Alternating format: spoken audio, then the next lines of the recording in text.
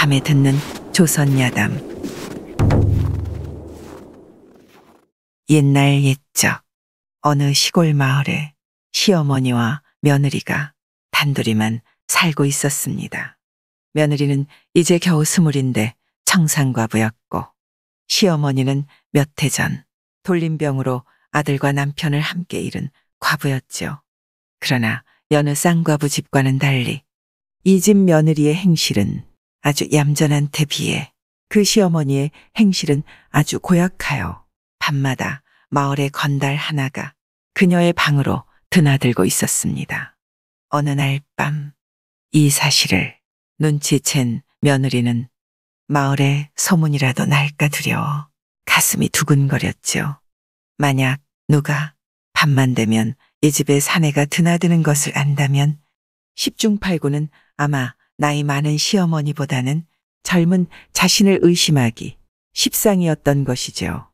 고민을 거듭하던 며느리는 어느 날 밤 방문 밖에 나가 서서 기다렸다가 사내가 오자 그만 헛기침을 해서 쫓아버렸습니다.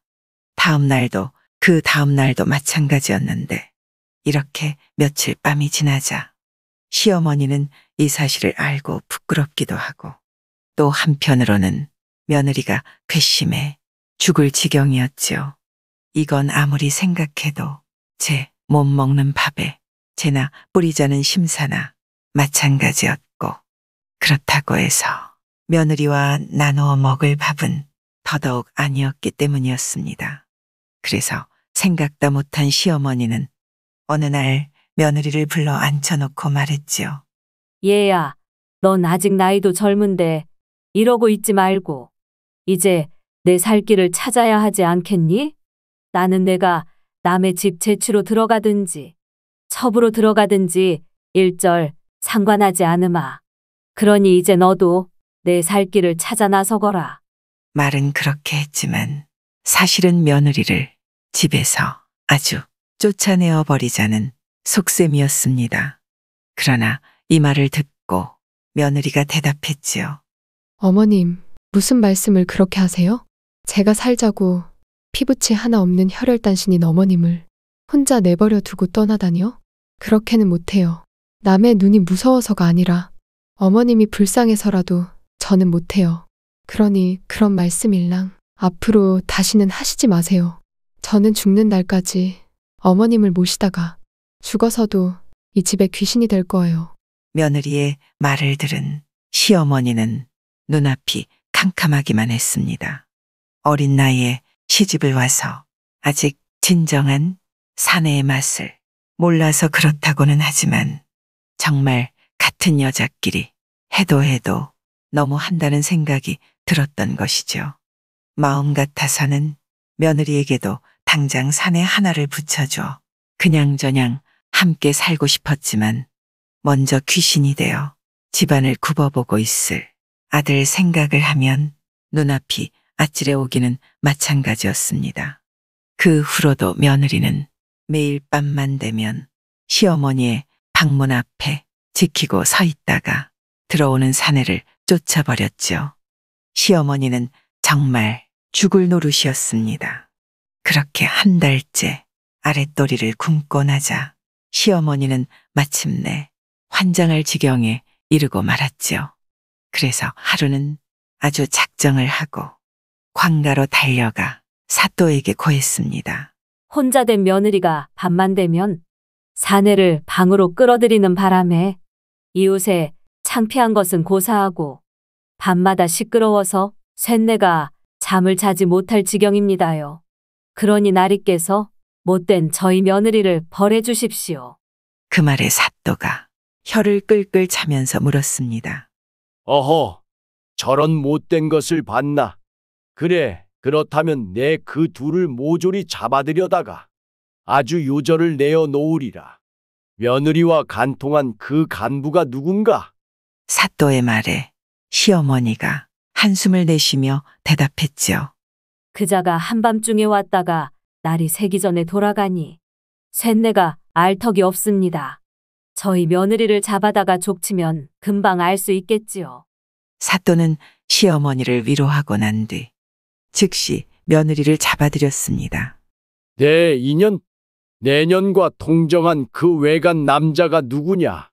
며느리는 억울하다며 꿇어앉아 울었지만 거듭되는 사또의 호통에 그만 간통의 당사자는 바로 자신의 시어머니라고 털어놓고 말았죠. 그러자 사또는 한참 고개를 갸웃거리다가 다시 물었습니다. 그렇다면 내 시어머니와 동정한 그 간부가 누군지 너는 아느냐? 그러자 그녀는 서슴없이 한 사내의 이름을 대었는데 자신이 시어머니의 방문을 가로막고 나선 이후부터 대낮만 되면 한 차례씩 집으로 찾아와 인상을 쓰고 사라진 마을의 한 건달 이름이었지요. 그러나 며느리의 말을 듣고 난 사또가 말했습니다. 좋다. 그러나 내 말의 옳고 그름은 일단 그 자를 잡아다가 문초를 해보아야 알 터이니 내 너를 아직은 풀어줄 수가 없다. 사또는 당분간 며느리를 옥에 가두고 난 뒤 시어머니와 간통을 했다는 사내를 잡아들이게 했지요. 사또는 잡혀온 사내를 묶어놓고 소리쳤습니다. 내 이놈, 너는 밤마다 여인네들만 사는 상과부 집에 드나든 죄로 잡혀왔다. 그러니 바른대로 대라. 너와 간통한 여인이 누구냐?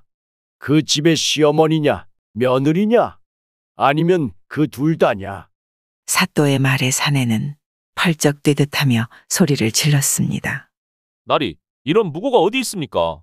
나는 그 집에 드나든 적도 여자를 범한 적도 없고 고부간의 사이가 나쁜 고 못된 여편네들끼리 서로 싸우다가 급기야는 나를 무고한 것이 틀림없습니다. 그러자 사또가 다시 호통을 쳤지요. 시끄럽다, 이놈아. 아무리 무고를 했기로써니 이 고을의 사내가 수십인데 유독 내 놈만 곡 집어서 무고를 한 이유가 무엇이겠느냐? 사또는 사내를 의자에 묶어놓고 두어 차례 주리를 틀고 난 후에 다시 물었습니다. 그러자 고통에 못 이겨 거의 실신할 지경에 이른 사내가 말했지요. 며느리, 나리, 그 집 며느리가 먼저 내게 꼬리를 쳤습니다. 일단 사내의 자백을 받아낸 사또는 다시 옥에 갇힌 며느리를 불러내어 호통을 치기 시작했습니다. 이런 천하의 못된 년이 있나? 자신의 못된 행실을 죄 없는 시어미에게 덮어씌우다니. 오죽했으면 시어미 되는 자가 자신의 며느리를 처벌해 달라고 고발까지 했을까? 이런 천하의 몹쓸 년 같으니라고. 이렇게 하여 며느리와 사내는 간통의 죄를 물어 각각 장 50대씩을 맞았는데 사내는 집에서 사람들이 와서 업어갔으나 며느리는 집으로 돌아가지 못하고 초주검이 되어 거적에 쌓여 보졸들에 의해 들판에 내다 버려지고 말았습니다. 그로부터 1년이 지났지요. 며느리는 간신히 목숨을 부지하여 어느 주막에서 허드렛 일을 거들어주며 밥을 얻어먹고 살았습니다. 그러나 자신을 무고한 시어머니와 그 간부를 한시도 잊어본 적이 없었죠. 언젠가는 그 두 사람에 대한 안갚음을 하여 가슴에 맺힌 응어리를 풀고 간통의 누명을 벗으리라고 다짐을 하며 살았습니다. 그러던 어느 날 주막에 선비 한 사람이 들었지요. 이보시오 주모. 남는 방 하나 있으면 내주시오. 날이 저물어가 하룻밤 묵어가야겠소. 아이고 나으리, 일을 어찌합니까? 우리 주막은 방이 없어 주무시고 갈 손님은 받지 않는데요. 그것 참 큰일이오. 이때 뒤에서 가만히 이야기를 듣던 며느리가 말했습니다. 사정이 딱하신 것 같은데 제 방에서라도 머무르시다 가시지요. 그래, 그러면 되겠네. 자네는 오늘 밤 나와 함께 자도록 하세. 네, 정말 고맙소이다. 내 방값은 후하게 쳐드리리다. 그렇게 선비는 며느리의 방에서 하룻밤을 묵어가게 되었고 방 안으로 들어가 갓과 두루마기를 벗어놓는데 방문이 열리더니 며느리가 저녁상을 가지고 들어왔지요. 나으리 저녁상 이옵니다. 그런데 순간 며느리가 보니 나그네의 허리춤에 마패 같은 것이 매달려 있지 않겠습니까? 아이고, 고맙소이다. 안 그래도 시장했던 선비가 저녁상을 받아 맛있게 먹고 상을 물리는데 며느리가 숭늉을 가져와 그 앞에 무릎을 꿇고 엎드렸습니다. 갑자기 왜 이러시오? 나으리, 제 원통한 한 좀 풀어주십시오. 그게 무슨 말이오? 아까 나으리의 허리춤에서 마패를 보았나이다. 허허, 내 이런 실수를 대체 무슨 사연이 있기에 이러는 거요? 며느리는 울면서 자신의 억울함을 호소했고 여인의 말을 다 듣고 난 어사가 말했습니다. 내 그대의 말은 충분히 알아들었소. 안 그래도 그 고을로 출두하려 했는데 잘 되었소이다. 내 며칠 안으로 다시 부를 터이니 다른 데 가지 말고 여기서 기다리시오. 어사는 다음 날 아침 일찍 며느리가 살던 고을로 출발하였고 가는 길에 신복을 시켜 며느리의 말이 사실인지를 조사하고 오도록 명했습니다. 그리고 어사는 며느리가 살던 고을에 관하로 찾아가 이런저런 감찰의 임무를 수행하였는데 다 저녁이 되어 그 신복이 어사를 찾아왔지요. 그래, 잘 알아보고 왔느냐? 네, 나으리. 마을 사람들을 탐문하여 물어봤는데 아무래도 며느리가 억울하게 당한 것 같습니다. 그래, 어찌된 일인지 소상히 말해보거라. 글쎄 제가 은근히 물어보니 시어머니 혼자 사는 집에 지금도 사내가 들락거리고 있다 합니다. 왜야? 이를 본 마을 사람들이 한둘이 아니고 평소 그 며느리가 시어미를 얼마나 잘 봉양했는데 시어미가 음해를 해 며느리를 쫓아냈다고 욕하는 사람들이 한둘이 아닙니다. 허허, 이런 일이 있단 말이냐? 어사는 그 즉시 고을 사또에게 그 사건에 대해 설명하고 사건의 재심을 자신이 맡겠다고 양해를 구했습니다. 그로부터 며칠 후 어사는 그 사건의 당사자 3명을 모두 불러 다시 신문에 들어갔지요. 그러나 하루 종일 신문을 계속하였으나 3사람 모두 갑론을 박으로 일관할 뿐 결론이 나지 않았습니다. 어사는 하는 수 없이 3사람을 모두 돌려보내고 난 후 며칠이 지나자 다시 불러들였지요. 3사람이 다시 출두하자 어사는 느닷없이 시어머니의 간부를 손가락으로 가리키며 소리쳤습니다. 저놈을 당장 묶어라. 갑작스런 어사의 호통에 며느리와 시어머니는 어리둥절했지요. 그리고 그 사이 포졸들이 우르르 달려들어 사내를 묶었더니 사내가 어사에게 소리소리 지르며 몸부림을 쳤습니다. 나으리, 세상에 이런 법이 어디 있습니까? 나는 1년 전에 이미 나의 죗값을 다 치렀습니다. 그런데 왜 다시 나를 묶는 것입니까? 1년 전에 치른 죄값은 고을 수령이 내린 죄값이다. 그리고 지금은 풍속을 어지럽힌 나라법의 죄값을 치러야 한다. 그러니 너는 아무 소리 말고 지금부터 본관이 내리는 죄값을 다시 받아라. 무엇들 하고 있느냐? 어서 저자가 자신의 죄값을 다시 치르도록 준비하라. 어사의 명령에 포졸들이 다시 달려들어 사내를 형틀에 엎어놓고 묶었죠. 그리고 옆에 노인장 2개를 시어머니와 며느리에게 하나씩 쥐어준 후 뒤로 물러났습니다.